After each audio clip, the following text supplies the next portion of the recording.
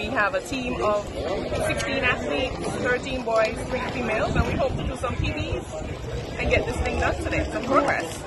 And first time coming to Jamaica, feels good, place looking good, you know. I'll be running the 200 at the Carifta Games, and I expect to at least medal, you know. I think I'll do well.